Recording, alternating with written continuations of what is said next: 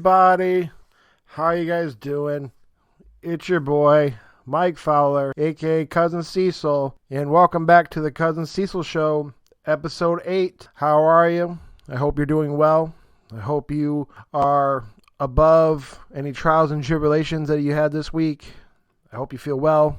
I'm back for you for some more nerdy news. And at least today we got some good news that we're starting to see the new consoles get prices and dates. Also, of course, we're going to be talking about the little Ubiforward they had this week and see all the announcements and some reveals that we kind of speculated we've talked about on the show.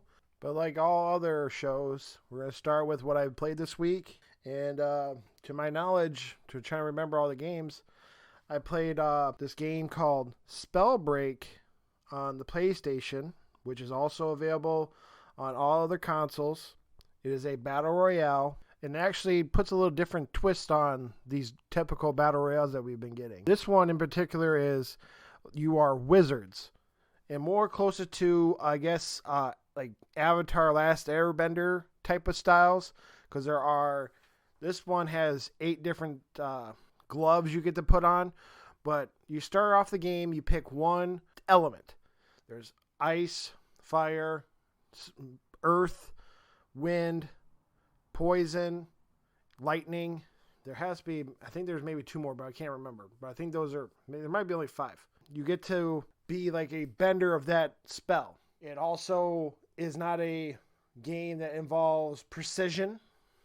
It's more about cooldowns and making sure you have your spells ready to go for the conflict more than doing these, like, there's no guns. And you get to learn, it's about mobility is really key in everything. I would check it out if anybody wants. I don't want to destroy how good it is with my description. The idea of, let's say you start off the game, let's say you want to be stone. So you're the earth wizard, and you get to drop down. There's only 40 people on the map, and then you gather equipment to get better for, of course, like, armor and have some health packs on you, but you also can look for another element to have on your left hand. The right hand is like the right trigger is like a quicker fire shot. R1's more of a heavier shot. So I'm going to use the earth one because I was a earth wizard majority of the time. The right R2 trigger is it's kind of like shoots like a shotgun. He hits the ground and he makes a line drive attack. It's a little slower. It's not as quick as lightning, of course, because you can only imagine, or even wind, but it does more damage. But it's like a shotgun, like you go boom, and it makes a line of damage towards the person.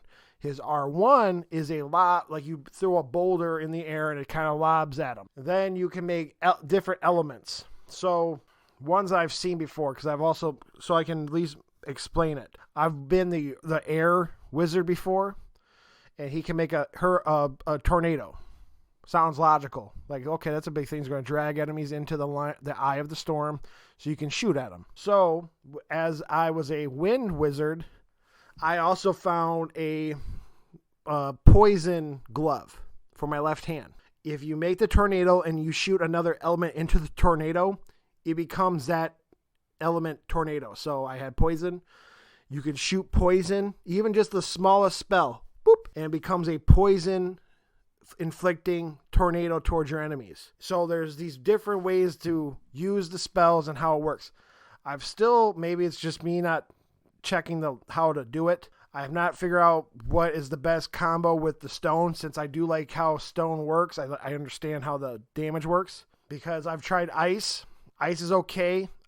It's kind of conflicting because ice in this game, I know I'm going all left and right, but the Ice Wizard main power attack is you're a sniper. You can charge up a shot. You can actually zoom in and kind of do like a long range shot. He also doesn't have no secondary shot in my eyes off the bat. He has like the best range shot. And he also has probably one of the better on-ground mobility feats, because wherever you shot at, it makes a line of snow or ice so you can kind of skate towards the enemy too.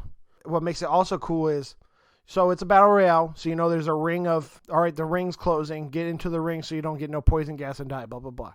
During the game, if you make it to the next ring, you level up, and you get more features for your character. So, back to the Stone Wizard. Let's say you got into the second ring. We'll say, all right, you get a faster recharge on your shatter, like hit the ground, shotgun shit.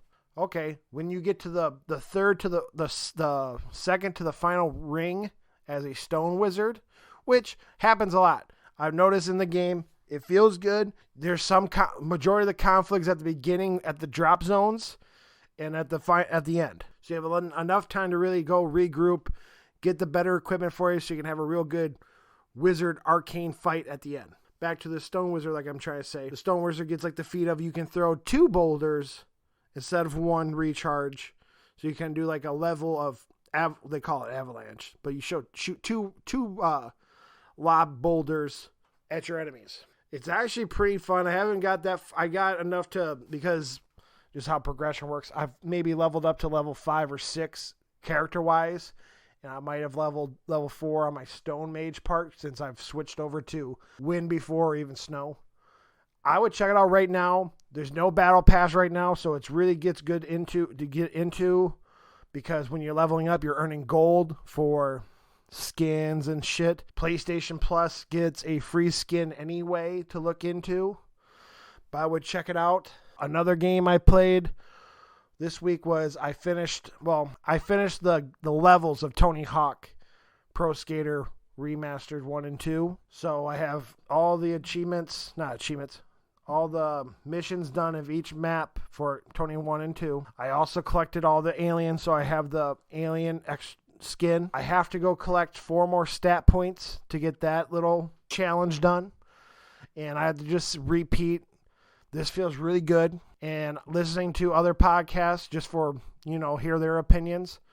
I do agree on, I really hope that they do not try to rehash this lightning that they struck on. I hope if they think about doing anything else in the Tony Hawk franchise, they just give us Tony Hawk Pro Skater 3 and 4 remastered as DLC for this game, so that we can add it towards like an ultimate multiplayer pack of maps to help keep in rotation. Because I don't think like $40 was a perfect spot for this game. Came out at $40. So if you can get us to come back and pay even $30, I'd pay $30 for a map pack, or not map pack, but all right, we got the next installment like a Destiny style DLC of 3 and 4, I'd give them $30 for it. I think it's worth it. Add more characters, add more even. I do like also they do the in-game currency. You gain a lot of money, so you can get a lot of stuff from their quote-unquote skate shop, which is not anything out of pocket. I hope they can add more to that. The real game I want to talk about on what I've been playing. I've only been playing for maybe 5 days, but I'm hooked. And you probably already know what it is if you've watched on the internet, been watching Twitch lately. I got into that game Among Us. Oh man, it is so well done. It's so good. If you don't know and you're not initiated, you don't know what Among Us is. It's a very indie game. It's only like 2D, but it's basically the game. It's technically Clue, but I like to treat it like, if you ever seen the movie The Thing, the John Carpenter movie, where people are sick. So in this idea, you can make multiple ones. This is where I have this fucking podcast. I want to do a good sentence, but I'm thinking about the proper, other lines of it. You can have up to 3 imposters, which are the killers. But basically, you're in a server room of 10 people. 2 of them, or up to 3, but 2 is the sweet spot. You'll understand when you get onto the game. But 2 of them are killers.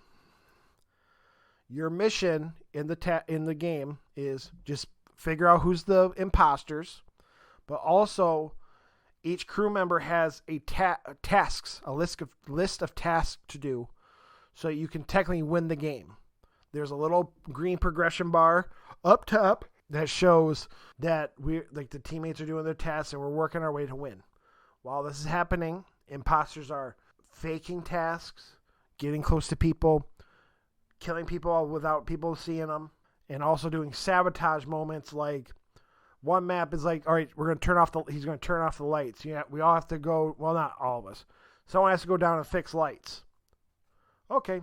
And it's very Fall Guysy if Fall Guysy was a Flash game back like on Newgrounds. If you remember that old website of Flash games, it just has that feel because it's just like that type of art style. If you've been watching Twitch, people are just sitting like Ninja, Dr. Lupo, Valkyrie, Courage on YouTube.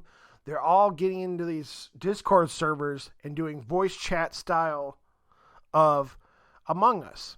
Because when you're playing, I suggest playing on your mobile phone, because it's free to jump in, and it's only $2 to remove ads. If you want to play it on Steam, it's $5 up front, but I think it's worth its money. I've already given it technically $5 by removing ads and also buying myself a set of skins. And it's so good. It's like a perfect game.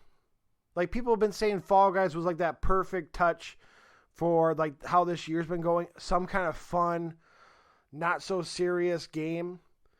Because, oh my God, it is so good. The games go for maybe, on a good game, maybe 7-8 minutes. If somebody finds a body, everybody comes back and we talk about it and say, hey, where was the body found? Okay, it was in the cafeteria.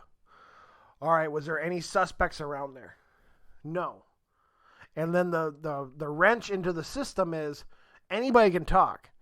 So somebody could, like a killer can go like this. Oh, I saw Yellow over there being very suspecty next to the dead body of like, oh, I saw him in the character before the character died. And then also the wrench of like just people being weird. Like now, I've done a couple games and I like it so much. They give you also, you can dress up already in the game for free. So like what I've been doing is just going into servers dressed up as a brown skin character. Like I can call it an astronaut, so because you're working kind of in space. But like a little brown hazmat suit with a cowboy hat on, which is a sheriff's hat in the customization. And I've been going for the past day and a half, walking in and going into the group chat saying, all right, there's a new sheriff in town. And like just being a dramatic cop in the discussions, in the voting process, even as a good crew member or even as the killing imposter, just to stay face on this idea of being a clown. Like I've been doing it lately when the body's found. I'm like, all right, where's my yellow tape? There's been a homicide. And just acting dumb. I basically being a troll without being a true asshole troll. I'm still doing my tasks. I'm still trying to win. I'm just trying to be a character while I'm doing it. I've done there's a little antenna so you can kind of look like a little hazmat robot. And one time I was playing and then someone goes, I was cyan, light blue. I think it's cyan. He's suspect. I'm like, nope, I'm a robot. Can't kill your humans. It's robot rule. They thought I was joking to be a killer. Turns out I was a crew member. I was a good guy. But just the idea of getting under some people's skins has been making me feel so good. The game is so well done, and even on mobile, it's really good. The controls are really spot on, even for a mobile game. Besides one mission that's on only one map, there is one mission that you have to drag your finger down this exit the maze bullshit with a light. That's a little clunky. I hope that the developers go in and maybe fix that part of the mobile game. But the rest of it feels really good for maybe a 2-man job game, indie game. The makers are Inner Sloth, the developers. It is a perfect game for right now, especially even, it sounds dumb, it's not even spooky, but the idea of you're working like a movie and we're getting into Halloween of just the whodunit. Oh, I suggest everybody, and if anybody hears this, please tell me you downloaded it, and so we can maybe jump in, because you can also do private matches and do how these Twitch streamers are doing. Because I want to be the first ones to do it. No one has done what I'm going to say now. I want to do a full server, 10 people, game of Among Us with voice chat like on a Discord chat, but we all act like whatever our hat is. So, like I said, I want someone to pretend to be a sheriff. There are even like an easier one I'm going to say, you can have a banana peel on your head and you can be yellow. So like, nope, just pretend to be a banana and like do fucking banana puns like I did before on these people that got under their skin. It's just the perfect idea. I think it'd be really good for entertainment wise, for even Twitch streams. It might be able to do something. If anybody hears about this and wants to do it, at Mike Fowler 93, let's set it up. Especially if you have a good setup on a voice chat Discord. I'm not smart. I know how to turn on Twitch on my phone, and I barely know how to work Discord. But if you guys hear me, give me a holler. I'd love to do it. Anyway, that was my week in games. So let's just get right into it. Thank God for this person called, Windows Central. Windows Central leaked the Xbox Series S, the small Xbox that's coming out. They announced that it is going to be $300, no disk drive, and long story short, this leak made Microsoft have to show their hand and say, yep, this leak is true. Here's the Series S, and the Xbox Series X is going to be $500, and it will be out November 10th. Pre-orders start September 22nd. But back to the Series S. It is, I don't want to say it bad, but it's a next-gen console, but with lower-end stuff under the hood. Just some compare and contrast. The Xbox Series X has apparently 12 teraflops in the system. The Xbox Series S is only 4 teraflops of graphics in it. And it can only go up to 1440p. It can go up, though, to 120 frames per second, which is neat.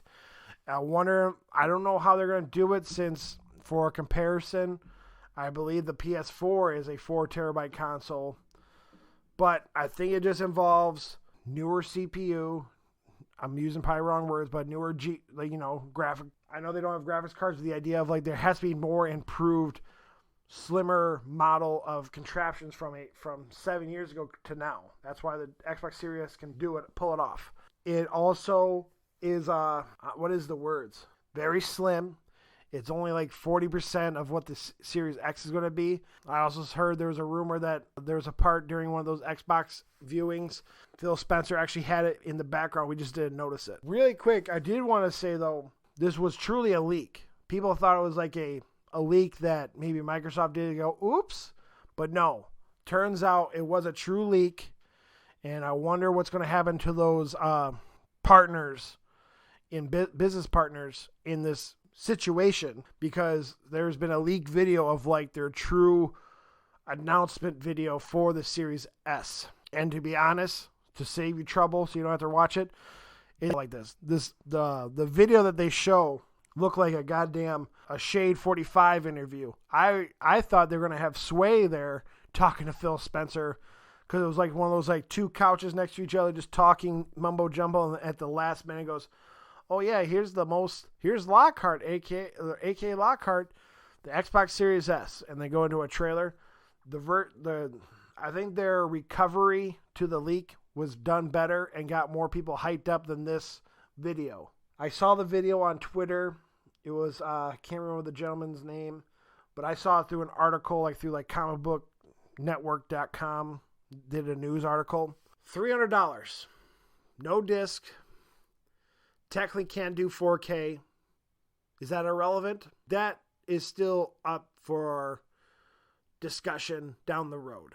There has been rumors, 4K, even 4K TV conversions, like people buying 4K TVs from 1080p TVs have been down. People also, what's another word?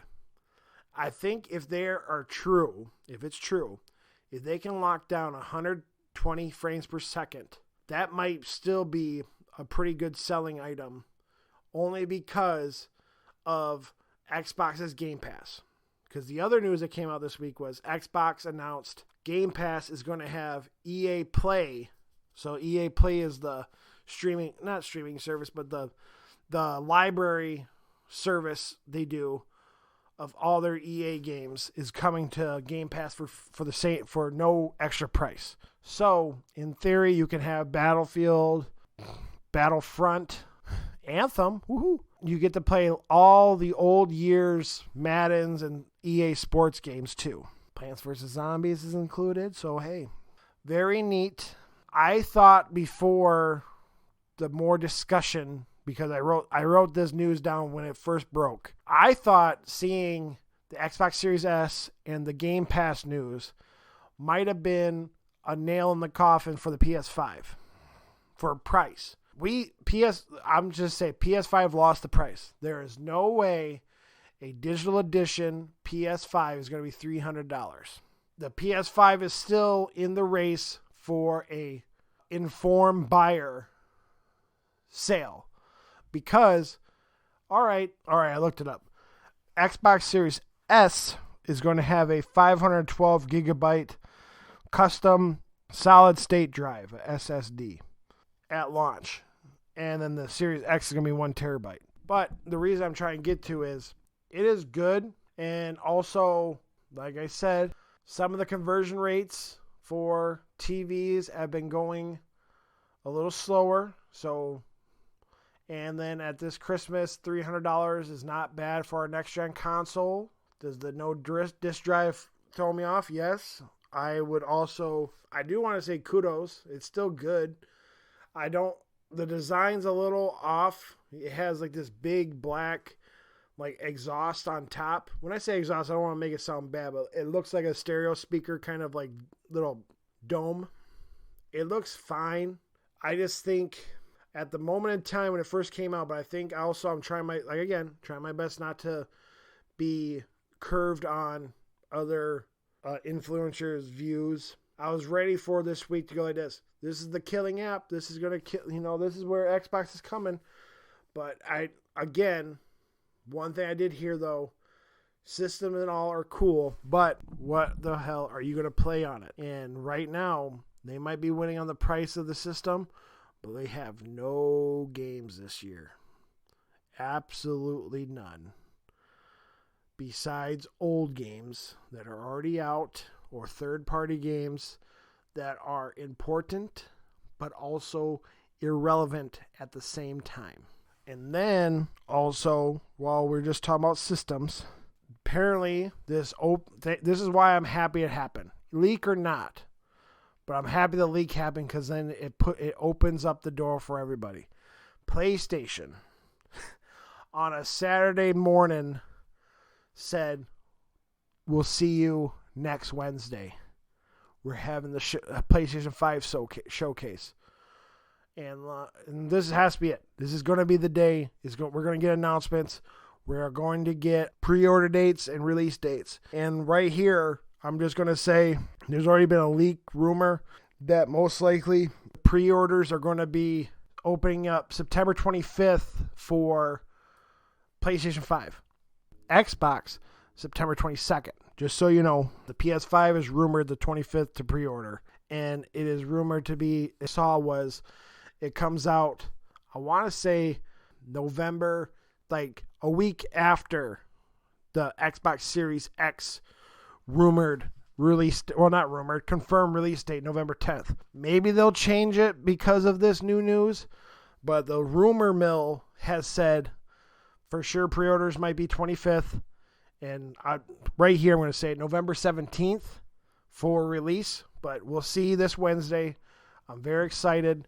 And also, I wanted to say, I'm going to put it as like a Cousin Cecil bet that the digital-only PS5 will be $400. And that will be, back to my discussion was, if you're an informed buyer, let's say you're a mom going to GameStop, just as an idea. Hey, the next gen console coming out, what do we got? Oh, we have a $300 new Xbox. Ooh, but hold on, man. For $100 more, you can get a system that matches the top tier Xbox Series X. And the idea of that is the main squeeze. It has, I know it doesn't have truly 12 teraflops and all that shit, but just the idea that you understand what I'm trying to get to. But hey, for $100 more, you can get the 4K system that's ready for 8K.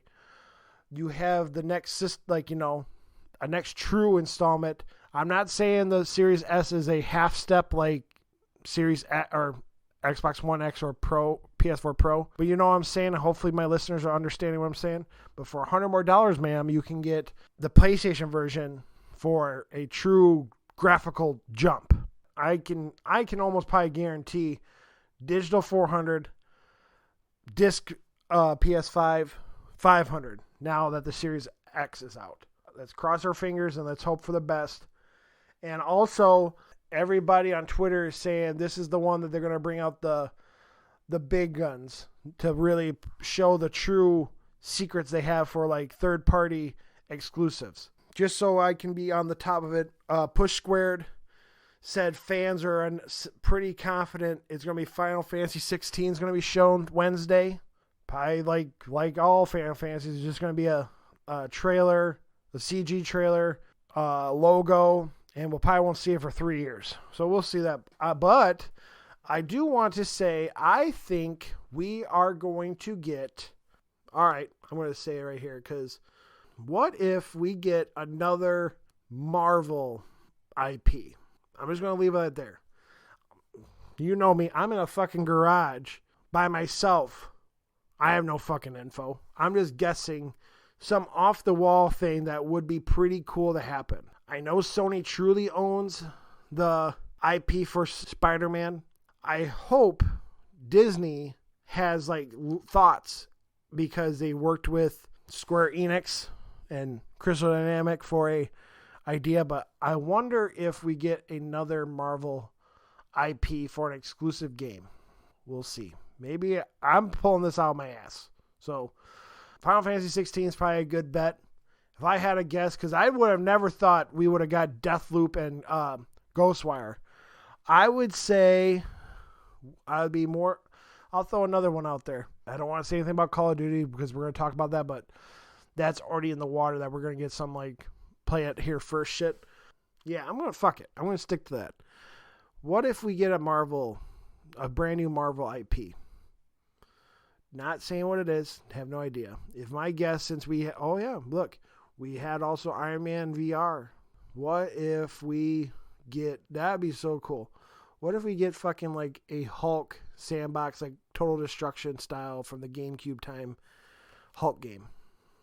But yeah. Off systems, Black Ops Cold War had the multiplayer reveal. And I'll try to look at it with squinted eyes because every single goddamn year that they sell me, it really catches my eye. I do not know. Well, I do know why. Because they are good. Shooting wise, Call of Duty games are good. Do they get a little repetitive? Do they get a little boring? Yes.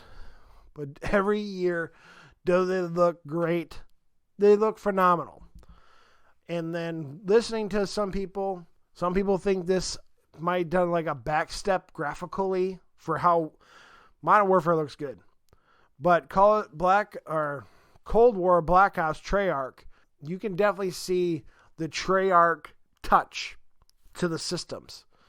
Maybe it is a little off top-notch graphics, but you can see the smooth frames. You can see where maybe it's not about graphical, but they have way bigger maps to my eye. They also some maps involve fucking vehicles. There's a snow level in middle of Russia where there's snowmobiles to drive around. They also said they're going to have a battle pass. So it sounds like they're going to do the no map packs, which is good because Treyarch does really good map packs, but obviously it staggers the multiplayer groups. But they're going to do the battle pass, and they're also going to put their fingers into Warzone, Do I know anything about if they're going to control maybe graphically Warzone? Maybe they just said, hey, Infinity War, will you put 1980s uniforms on these guys for us? Great, thanks. Maybe they'll do snow. More than, I don't even know if they do snow, but maybe they'll do like a winter one with snowmobiles because they have the foundation for the multiplayer maps. Also, they also showed a couple new modes. One of them is called VIP.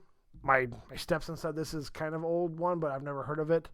VIP is like 6v6. One of the characters is the very important person. All he has is a pistol, and all you have to do is get into the extraction zone while there's another team hunting you down in a big-ass map. It sounds interesting. Obviously not whatever. And then another new mode is called Fire Team, where you and your, I think it's 5v5, maybe 6v6. You have to go through the map collecting uranium and make a dirty bomb. First one to make the dirty bomb and probably set it up and explode, it wins. It looked nice. I watched some of the multiplayer beta streams from like the Call of Duty partners of streamers. Again, it looks good. I just, I don't want to buy it, but it's talking to me. It's hard to me not to think about buying it. It looks good. Off Call of Duty, Ubiforward happened, and I didn't know because that day, where was I? Oh, I went out with my family out to a different town just to get out of the house because of all this COVID shit. We just went mask on to fucking Walmart and just bought some good shit and have fun. Looking at my YouTube, I'm like, oh, wow, it's a 3-hour show. Turns out 2 fucking hours of it is pre-show and bullshit. But here is the news from the Ubiforward. They went off the bat with that Gods and Monsters game that we talked about has been rechanged to, it is now called Immortals Phoenix Rising. And it is basically a Greek mythology Breath of the Wild, like literally how he climbs up the side of the mountain, how you just can like have an open map like Breath of the Wild has off the get-go. It looks fine, but just at the same time, maybe it's an older build. It just looked okay. Maybe just need a little bit more polishing for me to go like, that looks really good. I want to play it. It matters on price. I don't even know the price of it. But another unpolished turd they looked at, which I'm actually excited for, is they announced the Prince of Persia Sands of Time remake. Like I said on the other Cousin Cecil show that we did the little rumor from that Amazon post. Apparently it turns out it's only the one game, the Sands of Time, which is the first one of that trilogy. And then also, I'm just saying it, graphically, it looks really bad. I hope they hear feedback from this forward and they go back in and polish it up. Literally, somebody pointed out on Twitter that in one shot with the princess, one character model was used 3 times in the background out of 5 people. So you do that math. It looked a little down priced. It is coming out only for, I believe, $40. It's a lower price game, but I really hope, because Prince of Persia: Sands of Time is a great game, I hope they go back and put some better polish onto it.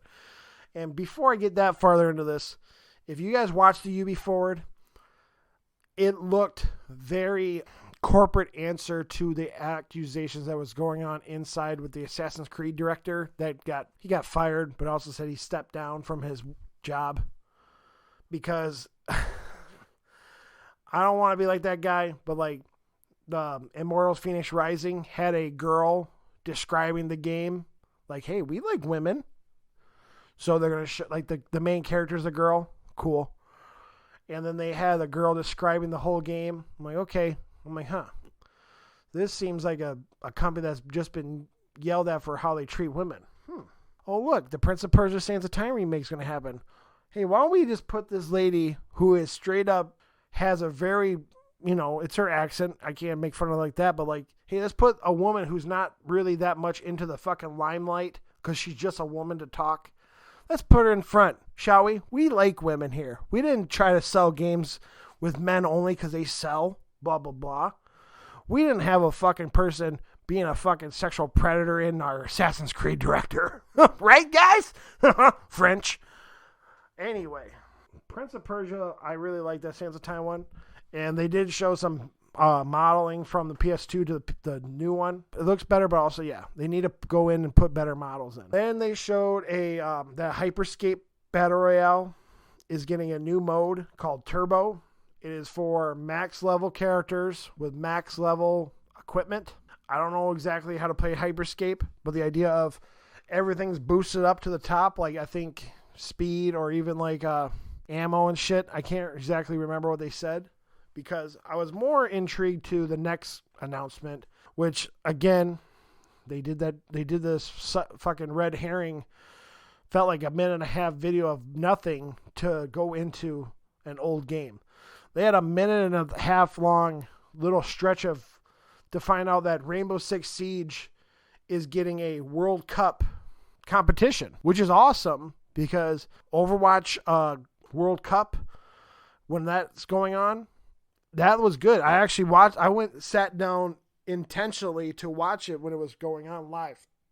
And also when I was, during the time I had actual cable, Disney XD had the Overwatch League on. I turned it on. It was just fine, which is cool. Rainbow Six Siege has definitely put their foundation on the map that they deserve a World Cup.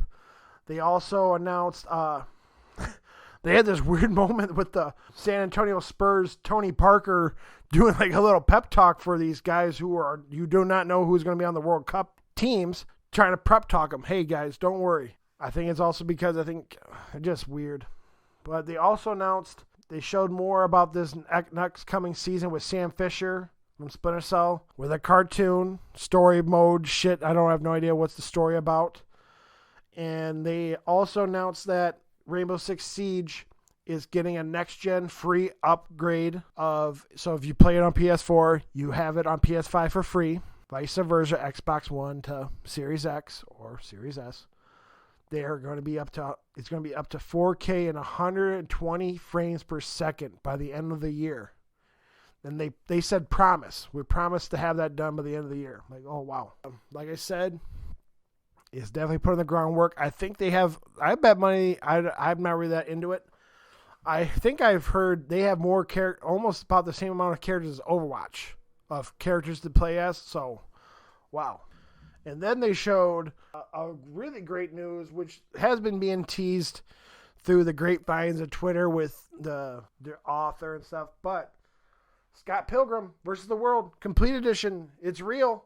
It's coming to these gen consoles. And what makes it the Complete Edition is because you get the Knives Chow and the Wallace Wells expansions. That game is a great brawler, like Streets of Rage style. It's actually pretty hard, too.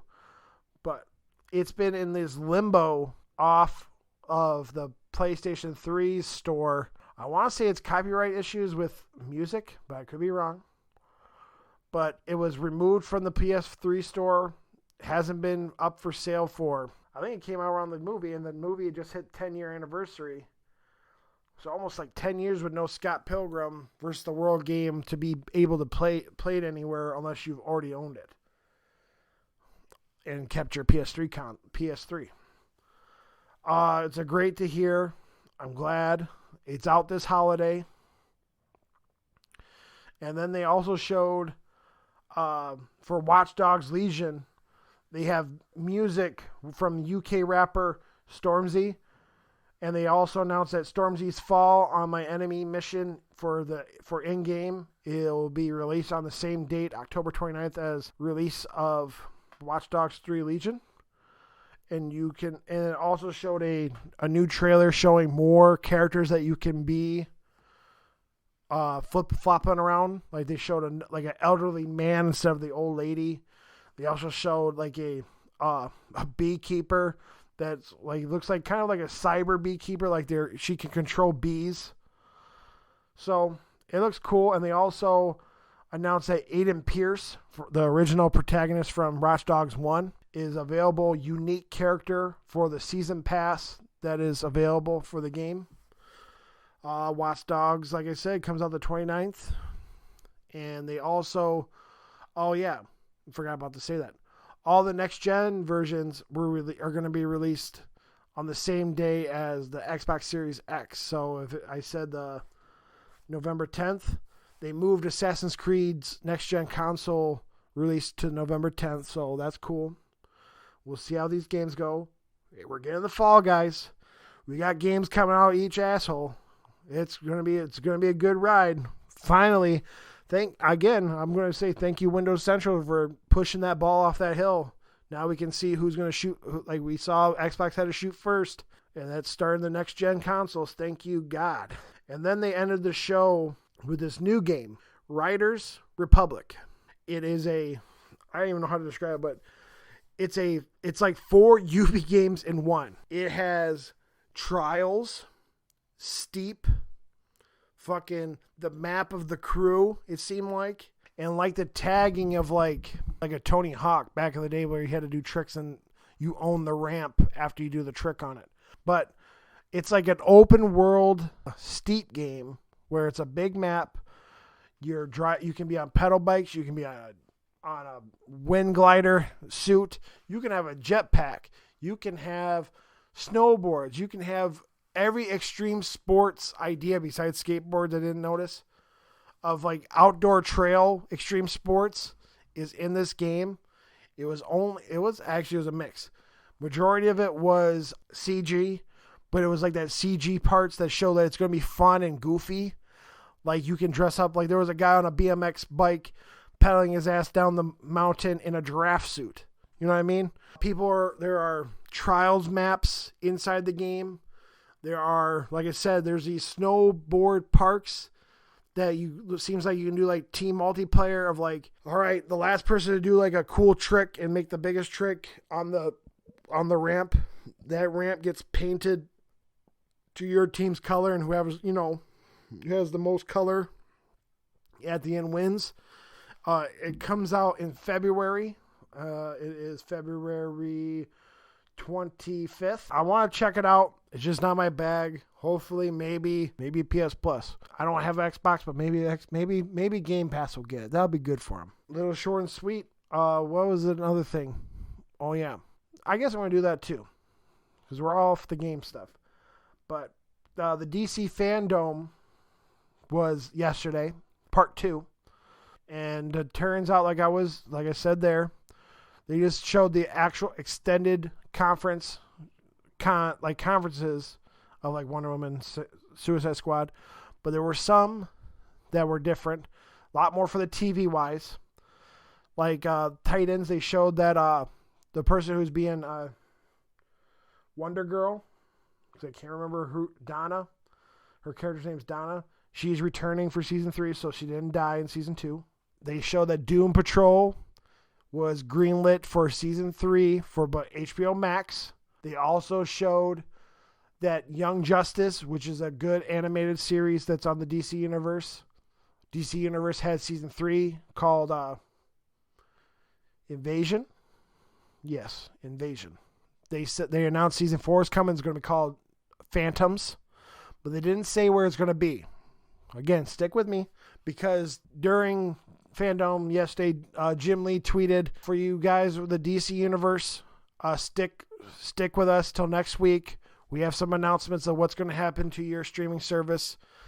I can't wait to express what's going to happen. Woohoo! To what it sounds like, they're either gonna. It sounds like to me we might be losing some of the videos. And to be honest, if I have to pay $8 a month if I paid $8 for just comics, I'm okay with that. Only because unless they're going to give HBO, that'd be weird if they merged it with HBO Max. But the comics at first is worth it in my eyes. If you're a reader, comic books are usually $4 a pop. So for $8, so two issues, you can read as much as you want. It's really good for readers. That's why I like it. Also, what is it? I'm going to do it here. They had they also had first images from I didn't know this was a movie, but they're making an animated movie for DC Super Pets, because almost every DC superhero has a pet. Superman's Crypto, and they showed Crypto the first time. He looks okay. I don't like that they made his nose like that weird doggy brown pink, because I thought Crypto's nose was always black, but that's just me. I'm assuming I don't think it's called Bat Hound. I forgot his name. Man, I can't believe I forgot his name. But Batman's pet's going to be there. I'm bet money we're going to see that squirrel Green Lantern. It looked good. It looked like the same quality of like images like the Scooby-Doo movie had. Scoob. They also, it wasn't as big of news like they did with the previous DC fandom. It was fun. It had more, I think they kind of hit the right way of doing it. They made like but the first DC fandom was a one streamline, hey guys, watch it. Here's the times that you're going to be able to watch it on. This version, they had it as a kind of like a la carte. Hey, you want to watch something about Wonder Woman? Well, click over here for that.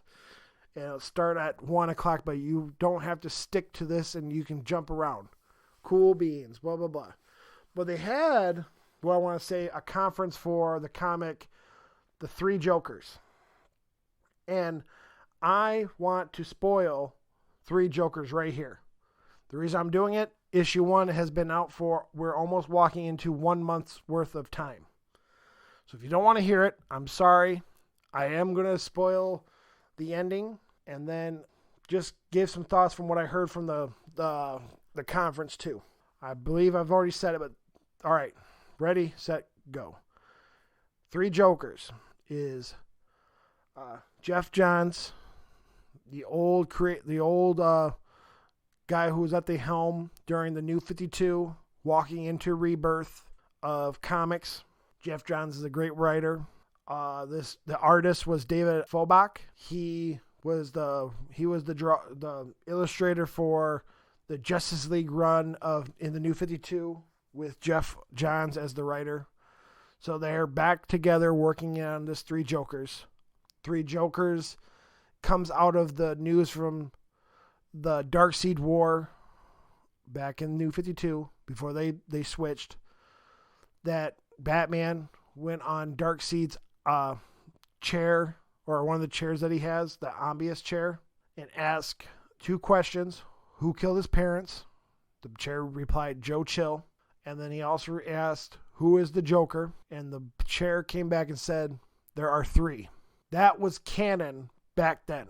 The Three Jokers storyline is now a DC Black Label, which means it's not, I don't think it's canon. It is, I think this is Jeff Johns explaining what that was all about. So,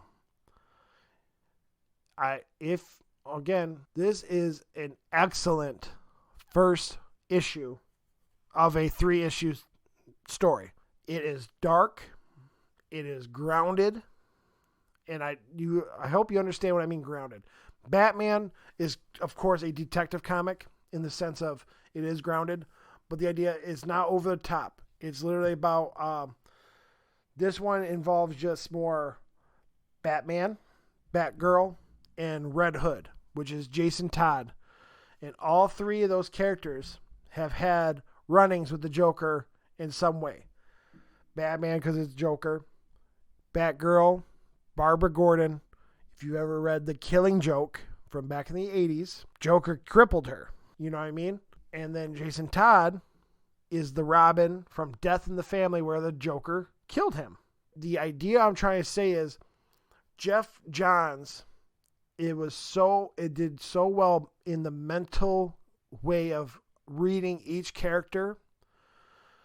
Like the idea of, so the story starts off with Batman just like even coming back from a fight. Don't even explain where he's coming from, but then it involves like when Alfred is, stitching him up, maybe patching him up, and you see the body of you see the body of Batman, where like it shows like him touching a scar, and then it shows a little flashback moment of like it was from the Penguin's umbrella stabbing him. see the scar on his spine from Bane when he cracked his back. A burnt a brand of half a question mark from the Riddler. Even scratches from Catwoman. But at the end of the thing, the one who had the most scar, or like the person who gave the most scars to Batman, was the Joker. There's like 4 different shots of just the Joker. And then it has like, you know, his laugh ringing in Bruce Wayne's head while he's thinking about his parents and all that stuff. And then it goes into Barbara Gordon. Like I said, she had the running with the Killing Joke. And just thinking about how dark. If you've never read The Killing Joke, I'd suggest you read that too. And the idea goes into Jason Todd, where Jason Todd was, you know, has a scar on the back of his head where Joker cracked his skull open with a crowbar from Death in the Family. And the idea that he wears the Red Hood because he took Joker's old alias called Red Hood. It's just things. And then, but anyway, the night starts off with, there's been multiple sightings of the Joker in different areas. Batgirl shows up at like this crime scene at Acme where, like, you know, that's where the place where Joker fell into the vat and became the Joker. People are being changed and have the laugh toxin and painted up to look like the Joker. And there was one of them was in the ambulance, and obviously Batman and Batgirl go on the chase trying to get information from that person for the night against these multiple sightings of the Joker, not knowing truly there's been three Jokers until later. Then it cuts to two of the Jokers in a semi-truck meeting up with what appears to be the oldest Joker. Because if you look at it, this is how well David Fobach colored it or illustrated it. Like I said, there's 3 Jokers. One of them is clearly the Joker from like the original appearance. He's like the head boss of this story right now. He is a little darker. He has some age spots in his eyes, or like wrinkles compared to the other 2. One of them is definitely wearing like the Palm Springs shirt from like Killing Joke. So he is assumed to be the Joker from like the Killing Joke, the one who's done stuff to Barbara Gordon and crippled her. And the other one looks more like the more modern Joker. Not even the shaved side head one. Just the modern Joker that kind of looks like the one who had his way with Red Robin. Turns out they find information. They have to go to the Gotham Aquarium. And they find that Joker put the vials and made, this is an old trick from like the older Jokers, like especially like I said, the older, more first appearance Joker. There's some Jokerized fish in the aquarium, like ones would have like the smiling toxin in them to make them look smiley and all fucked up. There's even a great white shark in there.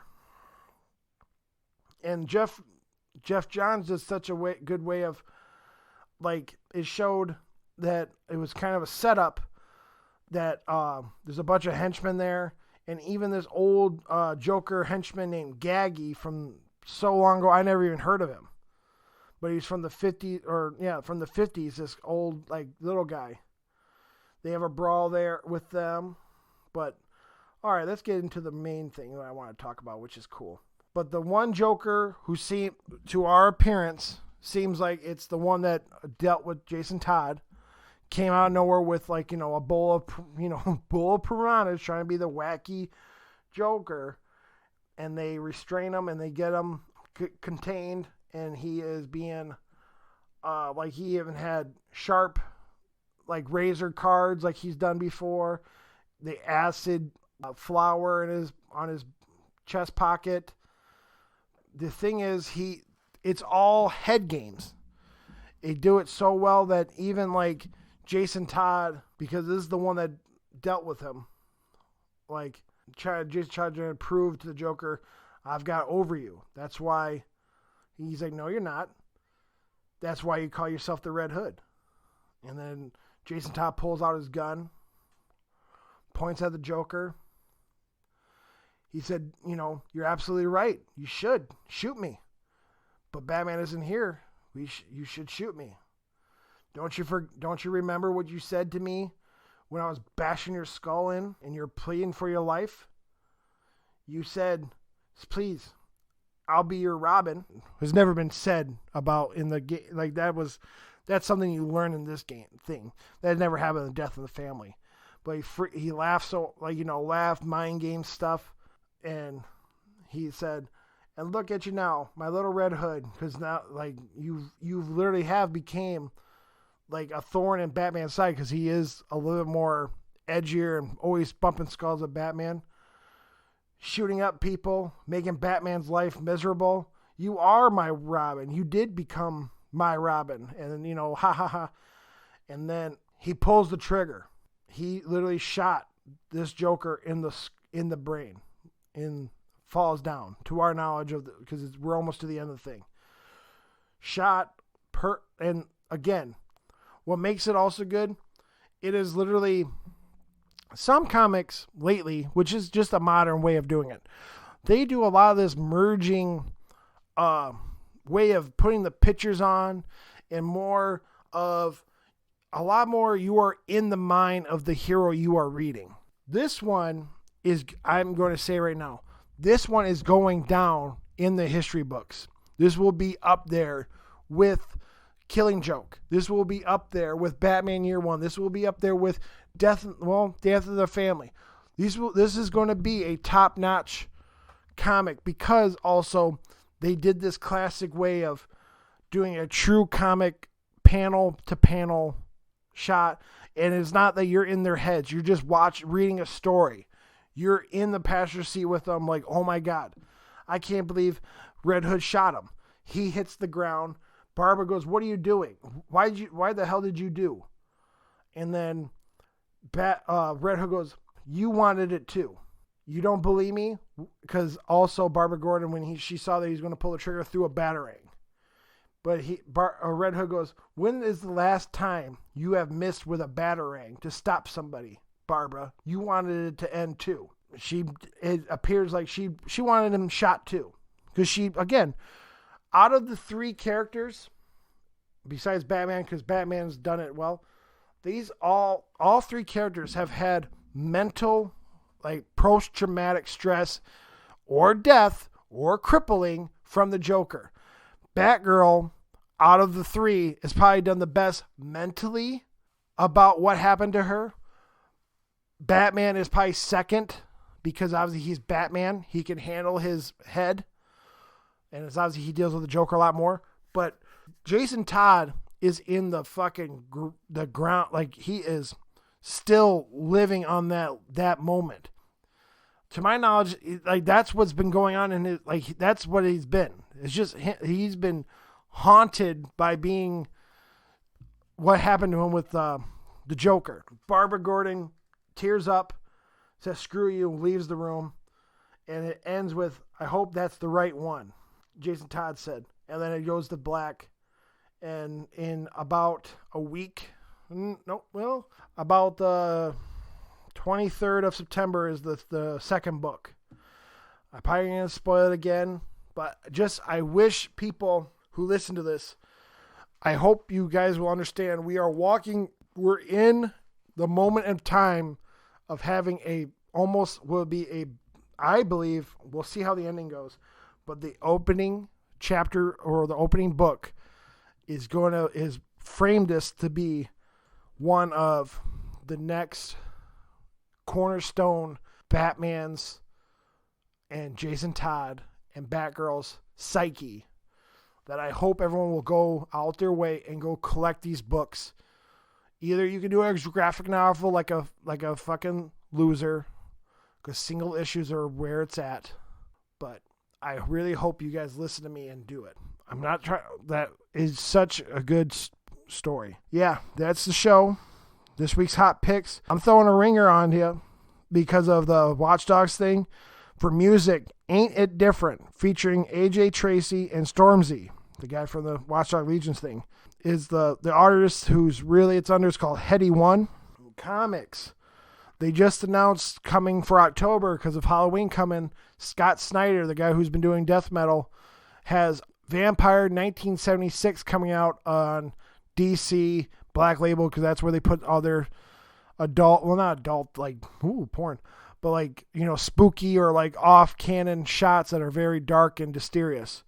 I'd check it out. And then TV, honestly, fuck it. No TV or movie because I can't think of offhand. The jury's out on how Raised by Wolves is by episode 4 and 5. 4 and 5's out. I'm going to come back to you about that. The first 3 were great, but the fourth episode is a little dry. But yeah. Again, thank you guys for listening. If you guys could follow me on Twitter at Mike Fowler 93, and MikeFowler 93, at Cousin Cecil, CUZNCISEAL, Cousin Cecil at Instagram. Until next time, be good to each other. I'll see you next week. Peace.